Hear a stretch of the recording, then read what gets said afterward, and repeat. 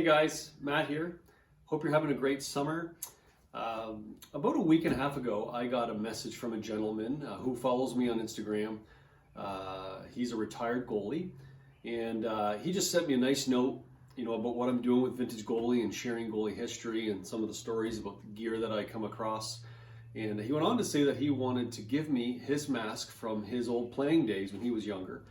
And wow, I was really floored by that and humbled. And so he sent me the mask. It's here. I have it with me today, and I'm going to share his story once I open it. And I'm extremely grateful to have his mask. For privacy purposes, we're going to call him Chico. He was a fan of Chico Resch back in the day, among other goalies that he liked. But we're going to refer to him as Chico. And so here we go. We're going to open the box. I'm really pumped about this.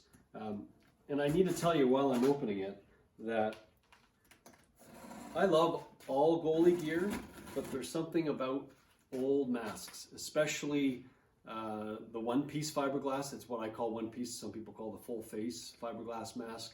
Those are really my favorite. I don't own any replicas. I only own one other mask. It's not a replica. It's an original Fibrospor.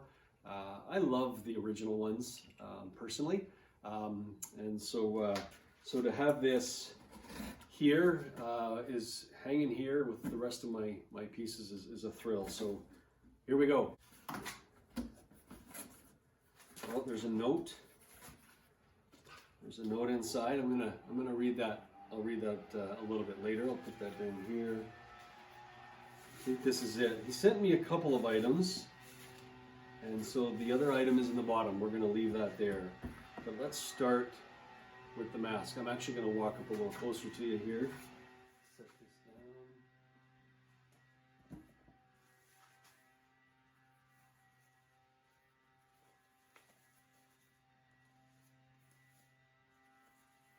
See this here.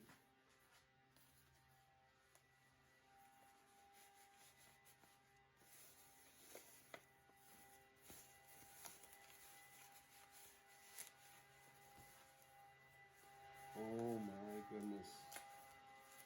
Whoa. Wow. Wow. Check this out.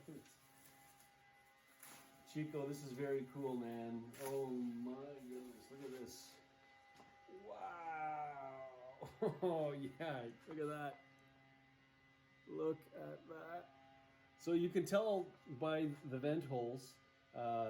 It's similar to Ernie Higgins. It's not an Ernie Higgins mask. I'll tell you the story about that in a second, but I just got to take this in. Just give me a minute here. Wow. Oh my. The back.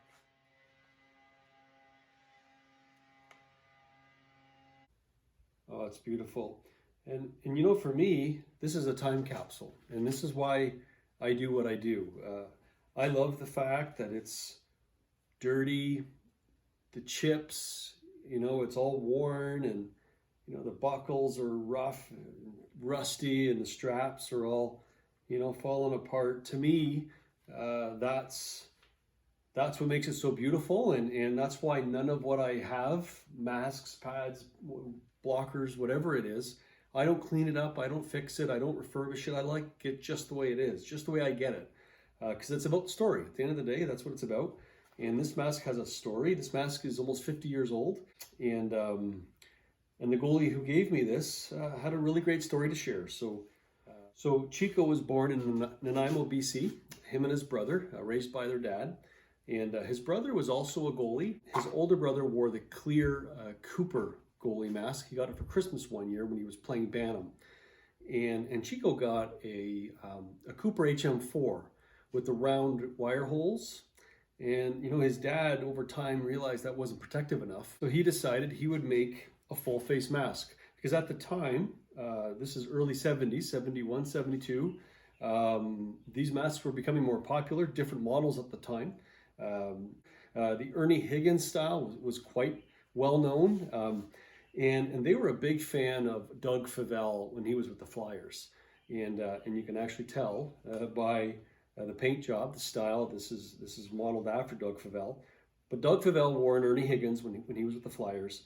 So his dad decided that's the shell he's gonna make for them. So he went downstairs to the basement with his two boys, and the mask was formed on his older brother's face. So his older brother lay down on the ground, and his dad, who apparently isn't the handiest of guys, he saw this through. So, you know, he took a mold of his son's face, and you know, with the straws in the mouth and Vaseline on the face, he made a cast of his face, and then he did the plug, and then he went through the steps with the fiberglass and with the small sheets, you know, and laid it all out, and then let it dry, of course, cut it, cleaned it, and that's where the two boys came in. They helped cutting the vent holes.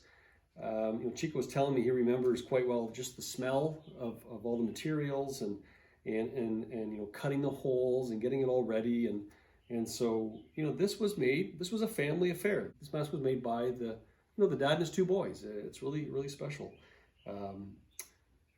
You know, and I'm looking at it closer, and again, talking about time capsule, like, look at that there. I mean, what's the story behind that, right? The cracks and the chips. Oh, it's just beautiful. I love it. So as mentioned, his brother, when he played, he left it white, and he played for the Fuller Lake Flyers. And Chico would do the same. He'd go on to play for them as well.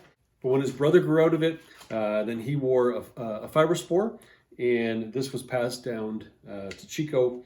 And when Chico got it, he added the green, super cool graphic, which is, you know, we know that from Doug Favell when he was with the Flyers, and he was a Favell fan. And what was really cool was when he told me about the mask and sent me a picture, I was like, whoa, this is crazy, because I was always a fan of Doug Favell's paint job when he was with the Flyers. So I did the same thing. I painted my my mask with the same, hand painted it with just a little bit of inspiration there from Doug Favell. And so I thought that was really cool, because it's one of my favorite graphics. And then when he grew out of it, he moved into a fiber sport himself. And then he finished his playing career in a Jofa. So that was sort of his mask journey over his playing career. And that is the story of Chico, his family, and the mask. And I'm going to close this off with just a bunch of close-up video shots for you, so you can see it in detail. Once again, thank you very much, my friend, for giving this to me.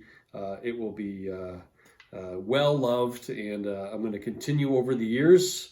As long as I'm doing this, you'll see this appear in photos from time to time, and just very grateful. So thank you very much.